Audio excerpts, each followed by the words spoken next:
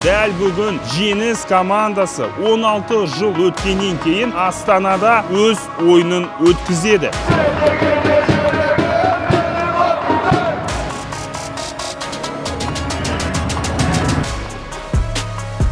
Футболға бірінші рет келген қыздарды. Жаңадан келген ойыншыларымыз шығатын шығар алаңға. Физикадан гөрі техникаға көп көңіл бөлініп байқалды.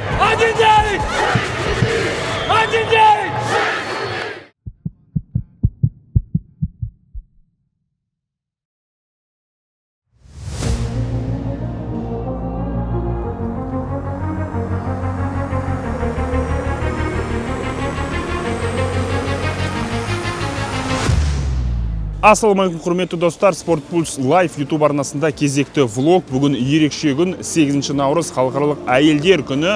Осы сәтті пайдаланып, біздің нәзік жанды көрермендерімізді осы мерекемен шын жүректен құттықтаймыз. Және де дәл бүгін Жеңіс командасы 16 жыл өткеннен кейін Астанада өз ойынын өткізеді. Бұл тарих. КПЛ 2-ші тур. Жеңіс бүгін Қостанайлық Тобыл командасын қабылдайды. Өте мықты ойын болатыны анық. Сол себепті голдарды, жалпы сұхбат, қауіпті сәттерді сіз осы влогтан тамашалай аласыздар. Сіздерден бір ғана сұрайтын нәрсеміз, ол осы каналға міндетті түрде тіркеліп, кез келген видеоға лайк басып, комментарий жазып, біздің каналдың дамуына өз септігіңізді осылай қоса аласыздар. Ендеше кеттік, Sport Pulse Live YouTube арнасы, Жеңіс Тобыл влог.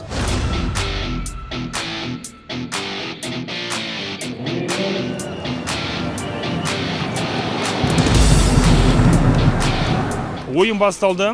Айта кететін жайт, былтыр екі команда бір-бірімен 3 рет кездескен екен. 2 матч КПЛ аясында және 1 матч Лига Кубогы аясында өткен. Сол матчтарда жеңіс мүлдем ұтылмаған. 2 жеңіс және 1 тең есеп. Бұл атақты Легион Ультрас фан движениясы жеңістің әрбір ойынына сырт алаңға барса да, жеңіс өз алаңында ойнаса да келіп, өз құрметтерін білдіріп, жанкүйер болатын нағыз фанаттар.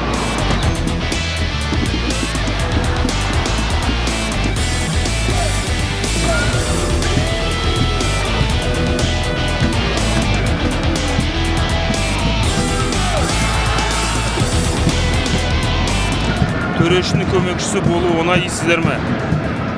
Соңғы қорғаушымен бірге бір түзу сызықта болу керек міндетті түрде. Көрдіңіздер ме? Анда-мында, солға, артқа осылай жүгіре береді. Ойынның 10-ші минуты әзірше есеп 0-0. Ислам Чесноков, Тобыл және Қазақстан ұлттық құрамасының үздік ойыншыларының бірі. Трансферлік ауысымда Хартс Шотландияға ауысу мүмкін деген ақпарат шыққан, алайда маусым басында Ислам Чесноков әзірше Тобыл сапында.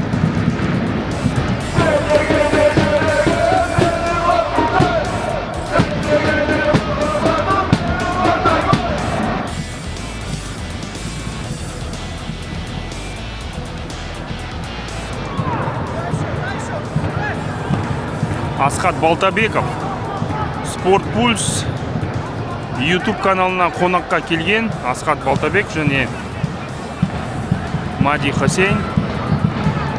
Кім бұл подкастты көрмеді, міндетті түрде біздің негізгі каналға кіріп, тіркеліп, қарап кетсеңіздер болады.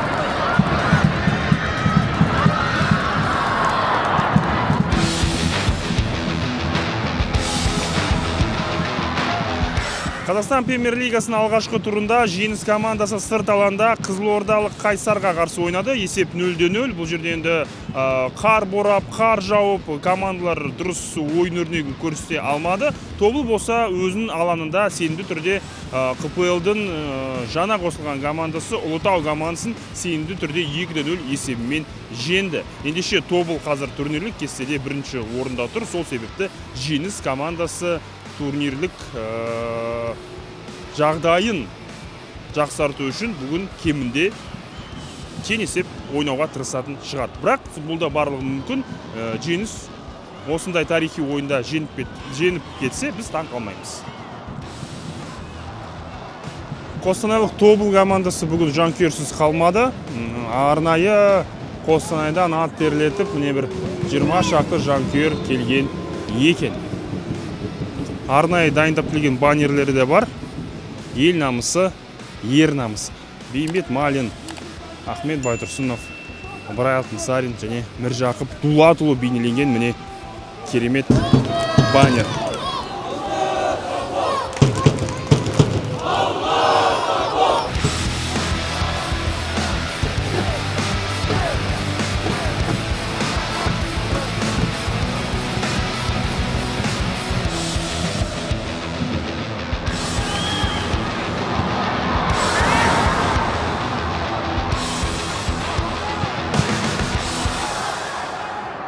Ойынның 34-ші минуты. Аса қауіпті мүмкіндіктер командаларда болған жоқ. Негізгі талас алаңның ортасында өтіп жатыр.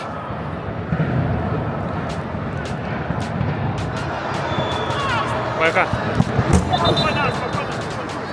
С праздником, скажите. Футболға бірінші рет келген қыздарды бүгін міне осылай құттықтады.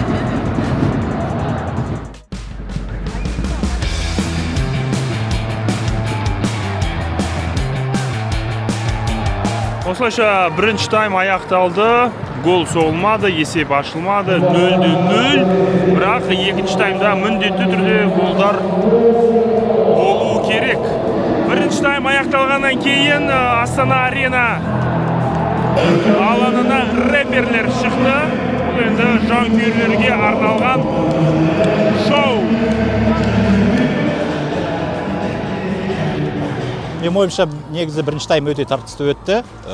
Екі команданың да мүмкіндіктері болды. Менің ойымша біздің мүмкіндіктерім өте жақсы болды деп айтуға болады.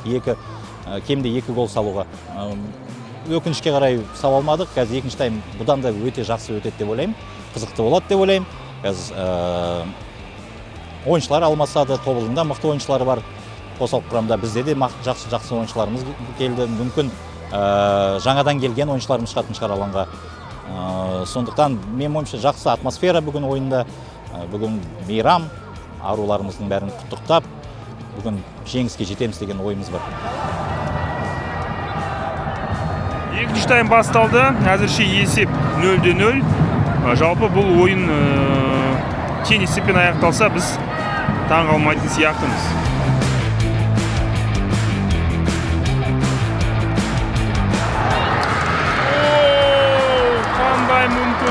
Бұл 100% мүмкіндік болатын 68-ші минутта да жеңіс осылайша керемет мүмкіндікті жіберіп алды.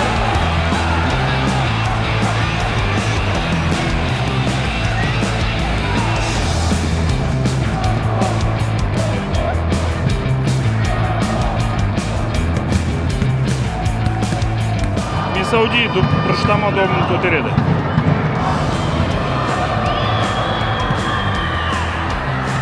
Ойындағы соңғы мүмкіндік гол соғатын Тобыл командасы 1, 2, 3, 4, 5, 6, 7, 8 ойыншысы Игнатович қойған қақпаның жанында.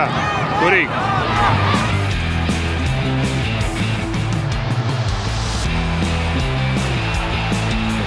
Соңғы минуттарда жеңістің бұрыштамасы.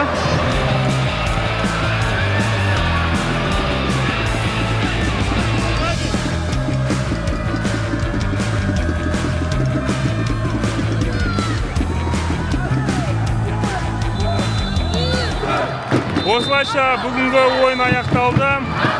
Жеңіс командасы Тобылға 4-ші ойын қатарынан ұтылар емес. 0-0.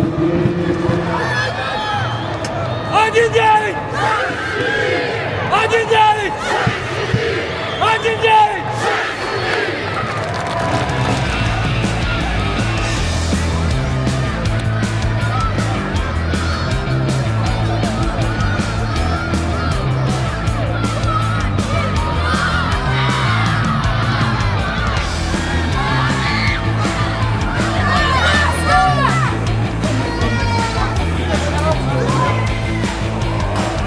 Ойын қызық болды. Екі командалар гол салуға тырысты, бірақ гол болмады, көрдік. Қазақтар жақсы ойнады, главное. Жалпы қызық ойын болды. Чемпионаттың басы, ол енді білеміз, гол көп болмайды. Командалар формада емес. Мамыр айына қарай формасын жинап, тобылдан ойын күтеміз. Көбінесе жаңа жеңістің допты көп жермен бақылап, басқа командаларға қарағанда жаңа физикадан гөрі техникаға көп көңіл бөлінетіні байқалды. Жалпы көреміз, чемпионаттың фавориттері белгісіз. Ассалаумағалейкум, құрметті достар. Біріншіден осы бүгінгі ойында біздің жанкүйер болды. Оларға көп рахмет, бізді қолдап келіп бүгінгі ойынға.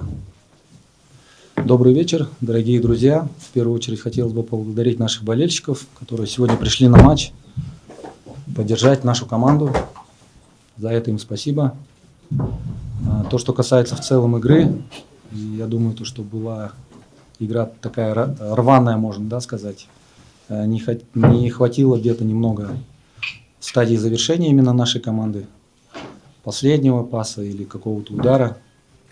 Давление создавали, но где-то в концовке не было завершения. Сіз ұлттық құрамада бапкердің көмекшісі ретінде білеміз. Осы ойында қарсылас құрамынан қандай да бір ойыншыны байқадыңыз ба, ұлттық құрамаға сұранып тұрған, сіздің көзіңізге түскен ойыншылар болды ма? Көз қарасым айтпай қояйын, өйткені бас бапкер бар, шешім қабылдайды, қай ойыншы ұлттық құрамаға шақырады. Всем добрый вечер. Очень была сложная игра, потому что мы играли против очень качественной, очень хорошей команды. The first 20 minutes we didn't start well the game. В первые 20 минут мы начали не очень хорошо. After that we started to adapt more in the game and we start to create some chances. Дальше нам удалось адаптироваться и уже начать создавать какие-то моменты. So in general I'm satisfied, not at all, but approximately 70-80% I'm satisfied of our game and our performance. В целом, если говорить о процентах отношений, то процентов на 70-80 он в целом доволен.